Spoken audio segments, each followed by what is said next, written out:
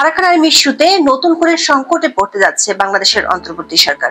Arakan আর্মির সঙ্গে যোগাযোগ রাখায় বাংলাদেশ সরকারের কাছে তীব্র অসন্তোষ জানিয়েছে মিয়ানমারের জান্তা সরকার। ঢাকায় কূটনৈতিকভাবে পাঠানো এক চিঠিতে জান্তা সরকার এই যোগাযোগকে অগ্রহণযোগ্য বলে উল্লেখ করে কড়া প্রতিবাদ জানিয়েছে। আবার মিয়ানমার জান্তা সরকারের বন্ধু চীনও আরাকান আর্মির সাথে বাংলাদেশ সরকারের যোগাযোগের বিষয়টি খুব ইতিবাচক হিসেবে দেখছে না। অন্যদিকে স্টারলিংকের মাধ্যমে আরাকান আর্মিকে প্রযুক্তিগত সুবিধা দিতে পারে বাংলাদেশ সরকার, এমন খবর এসেছে বিদেশি গণমাধ্যমে। সব মিলিয়ে আঞ্চলিক জটিলতা আরো বাড়ছে বাংলাদেশের জন্য। চলুন যাওয়া যাক বিশ্লেষণ। আরাকান আর্মি নিয়ে জটিলতা বাড়ছে বাংলাদেশের। আরাকান আর্মি রাখাইন রাজ্যে একটি স্বাধীন স্টেট প্রতিষ্ঠা করতে চায়, এ নিয়ে তারা লড়ছে মিয়ানমারের জান্তা সরকারের বিরুদ্ধে। সবশেষ খবর অনুযায়ী রাখাইন বা আরাকান রাজ্যের 17টি টাউনশিপের মধ্যে আরাকান আর্মি 14টি দখল করে নিয়েছে। বাকি আছে সবচেয়ে গুরুত্বপূর্ণ সিতোয়ে, কিয়াফিউ এবং মানাউ। গত ডিসেম্বর থেকে অনেক চেষ্টার পরও এই 3টি টাউনশিপ কোনোভাবেই দখলে নিতে পারছে না আরাকান আর্মি। উল্টো চলতি এপ্রিল মাসে 2 দফা আরাকান রোহিঙ্গা স্যালভেশন আর্মি বা আরসার বাধার মুখে পড়েছে দলটি। আরসা হলো রোহিঙ্গাদের সশস্ত্র গোষ্ঠী, যাদের প্রধান আতাউল্লাহকে এরই মধ্যে বাংলাদেশ সরকার গ্রেপ্তার করেছে। আরাকান আর্মির 4 জনকে ধরে নিয়ে গেছে আরসার সদস্যরা। এমন পরিস্থিতিতে সবশেষ গত 16 ও 17 এপ্রিল বাংলাদেশ মিয়ানমার সীমান্তে বান্দরবানের থানচির রেমাক্রিতে গিয়ে জলকেলি উৎসব করেছে আরাকান আর্মি। সেখানে তারা সংগঠনটির পতাকা উড়িয়েছে। বিষয়টি নিয়ে বাংলাদেশের অভ্যন্তরেও সমালোচনা হয়েছে।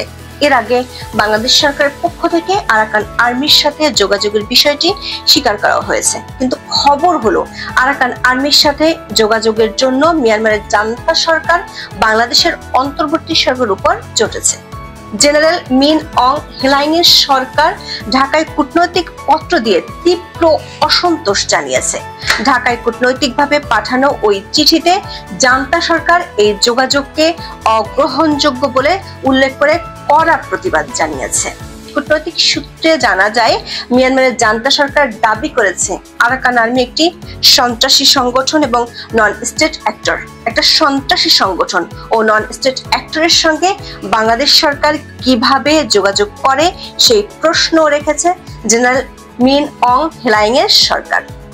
পররাষ্ট্র মন্ত্রণালয়ের এক দায়িত্বশীল কর্মকর্তা মিয়ানমারের চিঠি পাওয়ার বিষয়টি নিশ্চিত করেছেন, তবে তিনি কোনো মন্তব্য করতে চাননি। সরকারি সূত্র বলছে, বাংলাদেশের পররাষ্ট্র মন্ত্রণালয় থেকে মিয়ানমার সরকারের চিঠির জবাব পাঠানোর কথা রয়েছে। সূত্রগুলো বলছে, গোপনে আরাকান আর্মির সাথে বাংলাদেশ সরকার অনেকদিন ধরেই যোগাযোগ আছে। বিষয়টি চলতি বছরের ফেব্রুয়ারিতে প্রথম প্রকাশ্যে আনেন প্রধান উপদেষ্টা, জাতীয় নিরাপত্তা উপদেষ্টা এবং রোহিঙ্গা সমস্যা ও অগ্রাধিকার প্রাপ্ত বিষয়গুলি সংক্রান্ত বিশেষ প্রতিনিধি ডক্টর খলিলুর রহমান। ঢাকায় এক অনুষ্ঠানে খলিলুর রহমান বলেছিলেন, বাংলাদেশ আরাকান আর্মির সঙ্গে যোগাযোগ রাখছে। যেদিন আরাকান আর্মি সীমান্তে তাদের পতাকা উত্তোলন করছিল, সেদিনই বুঝতে পেরেছিলাম যে এটি একটি নতুন বিশ্ব, ফলে তাদের সঙ্গে যুক্ত হতে হবে। আমি বুঝতে পেরেছিলাম আরাকান আর্মিকে একটি সংকেত পাঠানো খুবই গুরুত্বপূর্ণ। আমরা একটি নির্দিষ্ট স্তরে তাদের সঙ্গে যোগাযোগ করেছি। আবার আরাকান আর্মির সাথে কেন যোগাযোগ রাখা হচ্ছে সেটির ব্যাখ্যা দিয়েছেন স্বরাষ্ট্র উপদেষ্টা অবসরপ্রাপ্ত lieutenant general Jahangir Alam Chowdhury. 23 April তিনি চট্টগ্রাম সার্কিট হাউসে বান্দরবানের রেমাক্রিতে বৈশাখী উৎসবে মিয়ানমারের বিদ্রোহী গোষ্ঠী আরাকান আর্মির উপস্থিতি এবং তাদের একটি ভিডিও সামাজিক যোগাযোগ মাধ্যমে ছড়িয়ে পড়ার বিষয়ে কথা বলেন। তিনি বলেন, আরাকান ওই বর্ডারটা ডিফিকাল্ট বর্ডার। আমরা তো মিয়ানমারের সঙ্গে যোগাযোগ রাখি, কিন্তু বর্ডারটা দখল করে আছে আরাকান আর্মি। এখন মিয়ানমার থেকে কিছু আমদানি রপ্তানি করতে হলে মিয়ানমার সরকারকে ট্যাক্স দিতে হয়। আরাকান আর্মিতে যারা আছে তারা পয়সা নিচ্ছে। এখানে একটা সমস্যা আছে, আপনাকে বুঝতে হবে, এটার সমাধানের চেষ্টা চলছে। দর্শক, গত কয়েক মাসে আরাকান আর্মি বাংলাদেশের 151 জন জেলেকে অপহরণ করেছে, কমপক্ষে 20টি জাহাজ আটক করে রেখেছে। আবার গত 18 এপ্রিল ফরেন সার্ভিস ডে উপলক্ষে আয়োজিত এক আলোচনা সভা শেষে বাংলাদেশের পররাষ্ট্র উপদেষ্টা মোহাম্মদ তৌহিদ হোসেন বলেছিলেন, রোহিঙ্গা সংকট সমাধানের পথে বড় সমস্যা আরাকান আর্মি। এদিকে পররাষ্ট্র মন্ত্রণালয়ের একটি সূত্র বলছে, আরাকান আর্মিকে সহায়তা করার জন্য আমেরিকার পক্ষ থেকে বাংলাদেশ সরকারকে কয়েক দফা প্রস্তাব দেওয়া হয়েছে। এ নিয়ে দেশটির সেনা কর্মকর্তা, স্টেট বিভাগের উপসহকারী পররাষ্ট্র সচিব বাংলাদেশে ঘুরে গেছেন। জাতিসংঘের একাধিক কর্মকর্তাও একই প্রস্তাব নিয়ে বাংলাদেশে সফর করেছেন। সূত্রগুলো বলছে, চীন বিষয়টির উপর গভীরভাবে নজর রাখছে। তবে আরাকান আর্মির সাথে বাংলাদেশ সরকারের যোগাযোগ করার বিষয়টি নিয়ে চীনের পক্ষ থেকে উদ্বেগ জানানো হয়েছে। যদিও চীনের বিরুদ্ধে অভিযোগ আছে দেশটি আরাকান আর্মিকে সহায়তা করে, কিন্তু মিয়ানমারে ভূমিকম্পের পর চীনের পক্ষ থেকে মিয়ানমারের সশস্ত্র গ্রুপগুলোর সংগঠন থ্রি ব্রাদারহুডসকে যুদ্ধবিরতির প্রস্তাব দেওয়া হয়েছিল। 2019 সালের জুনে 3টি সংগঠনকে নিয়ে এই থ্রি ব্রাদারহুডস গঠিত হয়েছিল। এগুলো হলো আরাকান আর্মি বা AA, Myanmar national Democratic alliance army বা MNDAA এবং টাং ন্যাশনাল লিবারেশন আর্মি। অন্য দুটি সংগঠন চীনের প্রস্তাবে রাজি হলেও আরাকান আর্মি সশস্ত্র হামলা চালিয়ে যাচ্ছে। আরাকান রাজ্যের সিতোয়ে এবং কিয়াকিউ থেকে চীনের কুনমিং প্রদেশ পর্যন্ত চীনের বড় দুটি ব্যয়বহুল প্রজেক্ট আছে।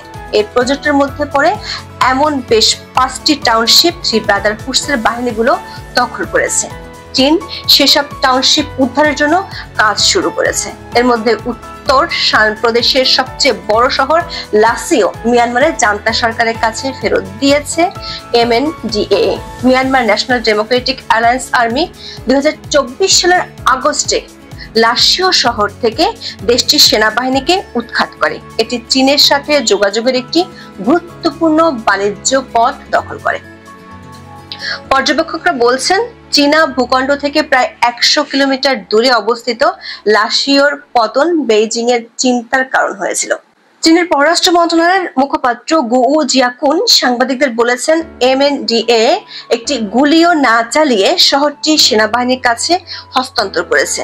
তিনি বলেন, উভয় পক্ষের যৌথ আমন্ত্রণে চীন সম্প্রতি মিয়ানমারের লাসিওতে একটি যুদ্ধবিরতি পর্যবেক্ষণ দল পাঠিয়েছে, যাতে মিয়ানমারের সেনাবাহিনী এবং MNDAA এর মধ্যে যুদ্ধবিরতি তদারকি করা হয়। লাসিওর নগর এলাকার সুষ্ঠু ও সুশৃঙ্খল হস্তান্তর প্রত্যক্ষ করা যায়।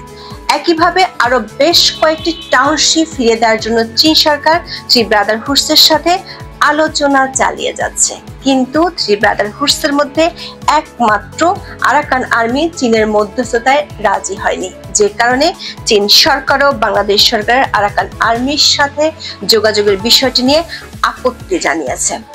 এদিকে নর্থ ইস্ট নিউজের এক প্রতিবেদনে দাবি করা হয়েছে, বাংলাদেশে যে স্টারলিংকের ইন্টারনেট সেবা চালু হতে যাচ্ছে তা দিয়ে আরাকান আর্মিকে প্রযুক্তিগত সুবিধা দেওয়া হতে পারে। বাংলাদেশের অন্তর্বর্তী সরকার প্রধান উপদেষ্টা ডক্টর মোহাম্মদ ইউনূস 23 এপ্রিল দোহায় স্পেসএক্স এর ভাইস প্রেসিডেন্ট লরেন ড্রায়ারের সাথে বৈঠক করেন। সে বৈঠকে বাংলাদেশের পক্ষ থেকে জানানো হয়েছে, মে মাসে স্টারলিংক বাংলাদেশে যাত্রা শুরু করবে। বৈঠকে স্টারলিংকের প্রধান নির্বাহী সিরিল আনন্দ, বাংলাদেশের জাতীয় নিরাপত্তা উপদেষ্টা খলিলুর রহমান ও পররাষ্ট্র মন্ত্রণালয়ের উপদেষ্টা তৌহিদ হোসেনও উপস্থিত ছিলেন। তবে আরাকান আর্মিকে স্টারলিংকের মাধ্যমে যোগাযোগ প্রযুক্তিগত সুবিধা দেওয়ার বিষয়টি চূড়ান্ত হয়েছে কিনা তা নিশ্চিত হওয়া যায়নি। যদি খবরটি সত্যি হয়, তাহলে হয়তো চীন ও মিয়ানমারের পক্ষ থেকে বাংলাদেশের উপর চাপ আরো বাড়তে পারে। আজ পর্যন্ত সবাই ভালো থাকুন, সুস্থ থাকুন, নিরাপদে থাকুন। দেখা হবে আগামী পর্বে।